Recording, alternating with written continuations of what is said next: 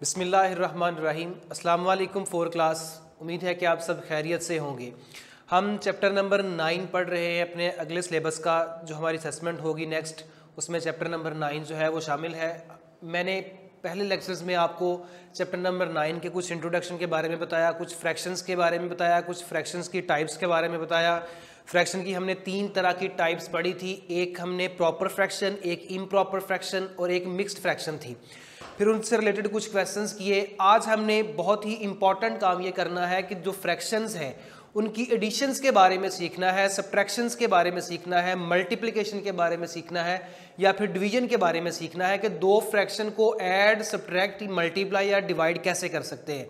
Simple value अगर आपके पास हो तो उसको ऐड, सब्ट्रैक्ट या मल्टीप्लाई करना मुश्किल नहीं है। लाइक 5 + 2 है तो ये 7 होगा, या फिर 5 - 2 है तो ये हमारे पास एक 3 आ जाएगा।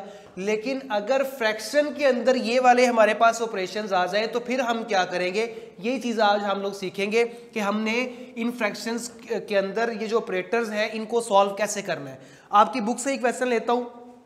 सबसे पहली बात तो ये कि आप लोग एक बात को समझो कि जब भी दो फ्रैक्शंस के दरमियान आपके पास प्लस या माइनस का साइन आ जाए, दो फ्रैक्शन की एडिशन हो या दो फ्रैक्शन की सब्ट्रैक्शन हो, तो तब आप लोग क्या करोगे, जब दो फ्रैक्शंस के दरमियान प्लस या माइनस का साइन आ जाए तो आप लोग हमेशा ही जो डिनोमिनेटर्स होंगे, नीचे वाली वैल्यूज होंगी, उनका आप लोग एलसीएम लोगे। क्या करोगे, उनका एलसीएम लोगे। अब एलसीएम लेना कैसे है, ये भी एक अलग से टॉपिक है कि हमने एलसीएम कैसे लेना है। तो सबसे पहले आपकी बुक के ऊपर अगर देखा जाए तो पेज नंबर 58 है, वहां पे उसने लिखा है एडिशन ऑफ फ्रैक्शंस, फिर आगे सब्ट्रैक्शन ऑफ फ्रैक्शंस, आगे वो कह रहा है adding like fractions and adding unlike fractions. इस चीज को समझिएगा। मैं आपको बुक से हटकर थोड़ी बातें समझाता हूं कि हमने कैसे वैल्यूज को सॉल्व करना है अगर फ्रैक्शन के दरमियान प्लस या माइनस का साइन आ जाए। मैं 3 यहां पे आपको एग्जांपल्स कोट करता हूं। एक मेरे पास है 2/4 प्लस 5/4। एक तो ये फ्रैक्शन है, दो फ्रैक्शन के दरमियान प्लस का साइन है। देखिए यहां पर माइनस भी आ सकता है। अगर प्लस या माइनस आ जाए तो पैटर्न दोनों का सेम ही है, सिर्फ वो दिए हुए ऑपरेटर के मुताबिक हमने क्वेश्चन को सॉल्व कर देना है। अगर प्लस है तो ऐड कर देंगे, अगर माइनस है तो सब्ट्रैक्ट कर देंगे, सिर्फ इतना ही काम है। आगे देखिएगा, एक फ्रैक्शन ये वाली है, एक फ्रैक्शन है मेरे पास 3/6 माइनस, यहां ले लें आप कोई भी 6/7 फॉर एग्जाम्पल, एक ये है। और एक टाइप आपके पास है 2/4 माइनस 7/16। लेट्स सपोज ये मैंने 3 आपके सामने फ्रैक्शन की टाइप्स लिखी हैं, 1, 2 एंड 3। जो आपकी बुक के ऊपर वो एक टॉपिक दे रहा है कि एडिशन ऑफ लाइक फ्रैक्शंस या एडिशन ऑफ अनलाइक फ्रैक्शंस, वो ये वाली बातें जो मैं आपको करने लगा हूं अभी, वो यही वाली बातें हैं। क्योंकि हमारे पास आपको जो नजर आ रहा है व्हाइट बोर्ड के ऊपर 3 तरह की एग्जांपल मैंने कोट की हैं। एक ये वाली है 2/4 प्लस 5/4, 3/6 माइनस 6/7, 2/4 माइनस 7/16। अगर आप गौर करो, तीनों में फर्क देखो, वैल्यूज का डिफरेंस तो है ही, वैल्यूज का फर्क तो है ही, लेकिन इनमें एक मेजर डिफरेंस भी है। डिनोमिनेटर्स के अंदर इनके फर्क देखिएगा, वह फर्क मैं आपको बताता हूं। एक बात तो आप कहोगे फर्क तो है, ये 4/4 है, ये 6/7 है, ये 4/16 है, वैल्यूज डिफरेंट है, लेकिन मैं ये बात नहीं कर रहा कि वैल्यूज का डिफरेंस है। एक और डीपली जो है डिफरेंस इसका, वो मैं आपको बताने लगा हूं कि इसके दोनों के डिनोमिनेटर्स जो हैं, आप गौर करो, ये दोनों सेम है, ये लाइक है। दोनों के डिनोमिनेटर्स क्या है, एक जैसे हैं। लाइक मींस एक जैसे। और ये दो ऐसी टाइप्स हैं जिन दोनों के जो डिनोमिनेटर्स हैं वो सेम नहीं है, 6 और 7, 4 एंड 16। अब ये तो हो गए सेम दोनों के। अब ये दो केसेस आ गए, इनमें क्या फर्क है आपस में, पहले ये भी समझे। इन दोनों में फर्क ये है कि जब दोनों सेम नहीं है तो ऑब्वियसली एक वैल्यू बड़ी होगी, एक वैल्यू छोटी होगी। तो इसमें ये देखें कि ये वो वाली टाइप है जिसमें बड़ी वैल्यू जो है वो छोटी का मल्टीपल नहीं है, यानी कि 7 जो है वो 6 का मल्टीपल नहीं है, और 16 जो है इसके अंदर वो 4 का मल्टीपल है। यानी कि इन दोनों में ये फिर डिफरेंस हुआ जो अनलाइक है, जो एक छोटी एक बड़ी है, इसमें ये है कि बड़ी वैल्यू जो है वो छोटी वैल्यू का मल्टीपल है, यानी कि 4 जो है वो 16 का फैक्टर है, 16 जो है वो 4 का मल्टीपल है, और इसके अंदर 7 जो है वो 6 का मल्टीपल नहीं है, और 6 जो है वो भी 7 का फैक्टर नहीं है। तो जब इस तरह की कंडीशन आएगी, सबसे आसान ये वाली है, जब हमारे पास दो लाइक टर्म्स आ जाएंगी, जब दो लाइक वैल्यूज आ जाएंगी, डिनोमिनेटर्स दोनों एक जैसे होंगे। अब हम ये करेंगे जब दोनों के डिनोमिनेटर सेम है, इधर भी 4 इधर भी 4, इधर भी 2 इधर भी 2, इधर भी 6 इधर भी 6, जब दोनों सेम आ जाएंगे, एक ही वैल्यू होगी दोनों डिनोमिनेटर्स में, हम ये करेंगे कि वही नंबर को एज ए एलसीएम ले लेंगे। अब हमारे पास 4 एलसीएम आ गया इसका। अब इस पे आ जाओ, पहले मैं आपको एलसीएम लेके बताता हूं, फिर आगे बताता हूं कि क्या काम करना है हमने।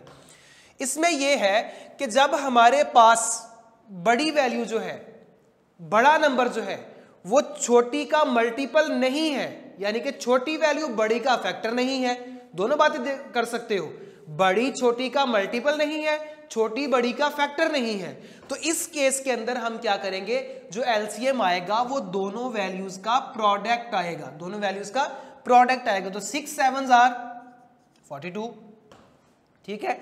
अब ये वाली टाइप आ जाओ, जब हमारे पास दो वैल्यूज ऐसी हों, दो डिनोमिनेटर्स ऐसे हों कि बड़ी वैल्यू जो है वो छोटी का मल्टीपल हो, यानी कि छोटे जो वैल्यू होगी उसके टेबल में बड़ी वैल्यू आती हो, तो फिर आप लोग क्या करो, जो बड़ी वैल्यू है उसको डिनोमिनेटर ले लो, उसको डिनोमिनेटर ले लो।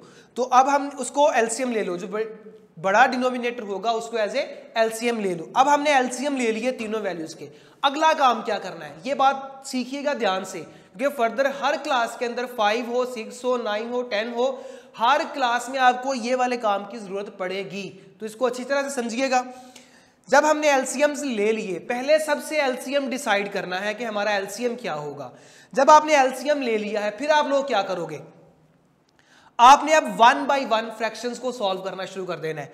ये एलसीएम आपका 4 है, आपने इस एलसीएम को पहले इस फर्स्ट वाली जो फ्रैक्शन होगी, फ्रैक्शन 1 हो, 2 हो, 3 हो, 4 हो, जितनी मर्जी फ्रैक्शन हो, एलसीएम लेने का रूल यही होगा। 3 डिनोमिनेटर्स हो, तीनों में यही बातें देखेंगे, 4 डिनोमिनेटर्स हो, चारों में यही बातें देखेंगे। फिर डिनोमिनेटर को देखकर एलसीएम लेने के बाद फिर हम लोग ये काम करेंगे कि पहले जो डिनोमिनेटर हमने लिया एज एलसीएम, एलसीएम को हमने फर्स्ट वाले डिनोमिनेटर पे डिवाइड करवाया, 4 को डिवाइड करवाएंगे 4 पे, तो आंसर 1 आएगा। वो 1 जो होगा वो इस न्यूमिनेटर के साथ मल्टीप्लाई होगा, तो 1 2s आर 2 आ जाएगा। फिर नेक्स्ट वाले को 4 को जब 4 पे डिवाइड करवाया तो आंसर 1, 1 को 5 से मल्टीप्लाई करवाया तो आंसर 5। ऐसे ही 42 है, 42 को जब 6 पे डिवाइड करवाओगे, 42 को जब 6 पे डिवाइड करवाओगे तो 7 आएगा। अब वो 7 जो आएगा उसको 3 से मल्टीप्लाई होगा। ये बात याद रखिएगा, जिस डिनोमिनेटर को से डिवाइड करवा रहे हो ना, जिस डिनोमिनेटर से किसी फ्रैक्शन के डिनोमिनेटर से डिवाइड करवा रहे हो, तो फिर जो आंसर आएगा उसी के साथ उसके न्यूमिनेटर को मल्टीप्लाई करवाना है। इसको जब हमने 6 पे डिवाइड करवाया तो आएगा 7। अब 7 इसके ऊपर वाली वैल्यू के साथ मल्टीप्लाई होगा, तो 7 3s आर 21। इसको छोटी कर लो वैल्यू, नेगेटिव में आंसर आएगा, क्योंकि अभी आप लोग नेगेटिव का कॉन्सेप्ट नहीं समझा आप लोगों ने। तो जब नेक्स्ट इसको डिवाइड करवाओगे 42 को 7 के साथ, तो 6 आएगा, तो 6 2s आर -12 आएगा। बिल्कुल फर्दर नेक्स्ट ऐसे करेंगे इसको, 16 डिवाइड बाय 4 आंसर 4 आएगा, 4 2s are 8 minus 16 divide by 16 answer 1, 1 7s are 7। तो अब इसको सॉल्व कर दो, 5 + 2 7 बाय 4, 21 माइनस 12, ये क्या आ जाएगा हमारे पास 9/42। नेक्स्ट क्या आ जाएगा 1/16। तो ये हमारी जो है फ्रैक्शंस वो हमने सिंप्लीफाई कर दी। उम्मीद है कि ये फ्रैक्शंस के दरमियान प्लस माइनस का साइन आप लोगों को सॉल्व करना आ गया होगा। अगला हमारा टॉपिक है कि हमारे पास अगर दो फ्रैक्शंस के दरमियान मल्टीप्लिकेशन का साइन आ जाए तो उसको हम कैसे सॉल्व करेंगे। बहुत ही आसान है, सबसे आसान मल्टीप्लिकेशन है, लाइक 2/3 × 6/8। वैल्यूज जैसी भी हो, सेम हो ना हो, छोटी हो बड़ी हो, जैसी मर्जी वैल्यू हो, सिर्फ ये देखना है कि दो फ्रैक्शन है, दोनों के दरमियान मल्टीप्लिकेशन का साइन है, तो आप लोग क्या करो, सिंपल न्यूमिनेटर को न्यूमिनेटर के साथ और डिनोमिनेटर को डिनोमिनेटर के साथ मल्टीप्लाई करवा दो, तो 6 2 12, 8 3 24, तो इसका आंसर डायरेक्ट आ जाएगा 12/24। हाँ, अगर एक कोई वैल्यू ऐसे लिखी हो 2/3 मल्टीप्लाई 6 लाइक ऐसे आ गई, या 6 पहले आ गया, तो फिर क्या करोगे। अब देखो ये 6 जो है वो किसके साथ मल्टीप्लाई हो रहा है, न्यूमिनेटर के साथ या डिनोमिनेटर के साथ, या फिर दोनों के साथ। लग तो ऐसे रहा है जैसे पूरी फ्रैक्शन के साथ मल्टीप्लाई हो रहा है, और हो भी पूरी फ्रैक्शन के साथ रहा है, लेकिन जब इसको सॉल्व करेंगे तो 6 को किसके साथ मल्टीप्लाई करवाएंगे, 6 जो है वो 2 के साथ मल्टीप्लाई होगा, तो इसका आंसर आएगा 12/3। अगर इसको डिटेल से देखो कि ये 2 के साथ क्यों हुआ, ये 3 के साथ क्यों नहीं हो गया, तो 2/3 मल्टीप्लाई। अगर मैं इसको फ्रैक्शन में लिखना चाहूँ 6 को, तो ऐसे लिखूंगा 6/1, ना कि 1/6। 6 एज ए न्यूमिनेटर है, ऊपर वाली वैल्यू 6 है, नीचे वाली वैल्यू 6 नहीं है, तो फिर ये 2 6 12, 3 1 3, तो आंसर मतलब 12/3 ही आएगा। ऐसे ही हमारे पास फोर्थ वाला ऑपरेशन जो है वो है डिवीजन का। अगर दो वैल्यूज के दरमियान डिवीजन का साइन आ जाए, पेज नंबर 61 के ऊपर है 8/9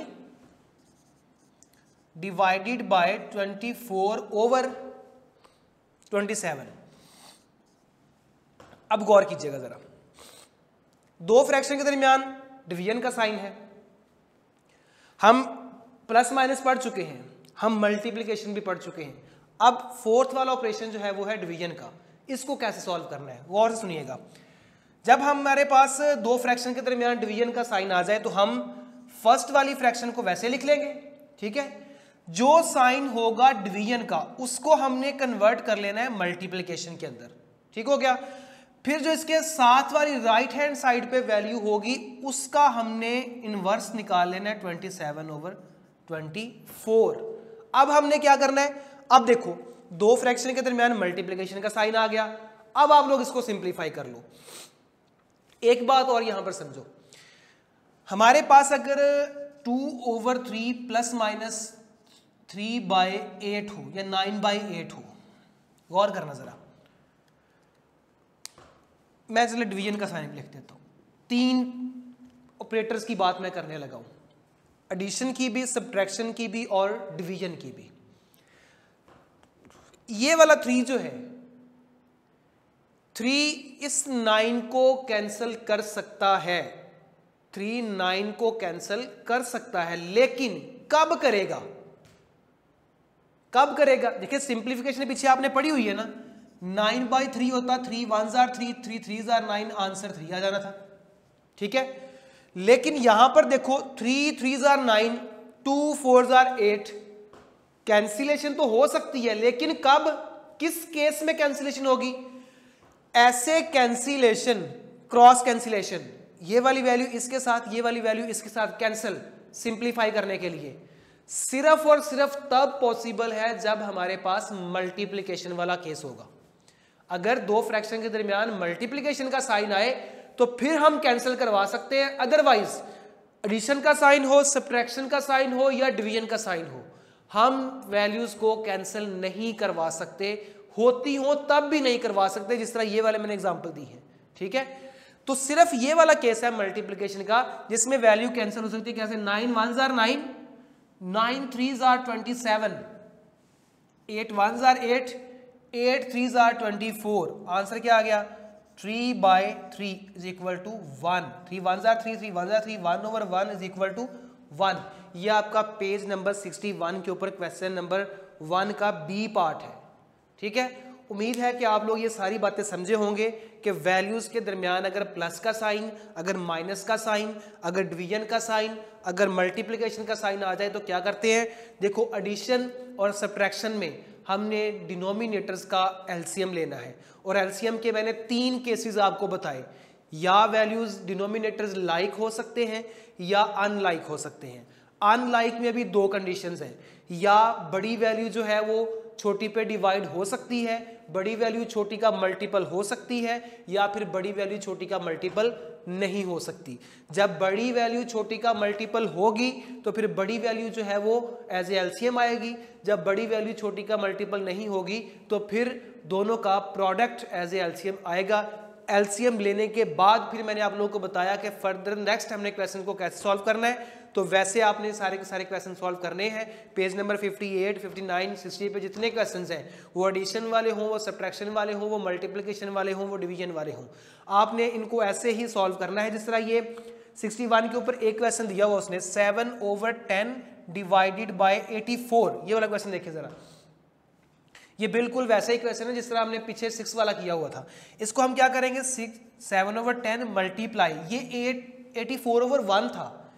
जिस वैल्यू के नीचे कुछ ना नजर आ रहा हो उसके नीचे 1 होता है। हाँ, ये वाली बात है कि वो खुद डिनोमिनेटर में ना हो। जिस तरह ये 7/10 है ना, अब ये 10 एज ए डिनोमिनेटर आ रहा है, ठीक है, इसके नीचे और ऊपर कुछ नहीं है, ये 84 फ्रैक्शन में नहीं था। लेकिन अगर इसको फ्रैक्शन बनाना चाहो तो हम लिख सकते हैं 84/1, ठीक है, ये हर वैल्यू को लिखा जा सकता है। सिंपल अगर कोई भी नंबर लिखा हुआ हो, 9 लिखा हो, 8 लिखा हो, 100 लिखा हो, 1000 में कोई वैल्यू दी हुई हो, उसके नीचे 1 आ सकता है।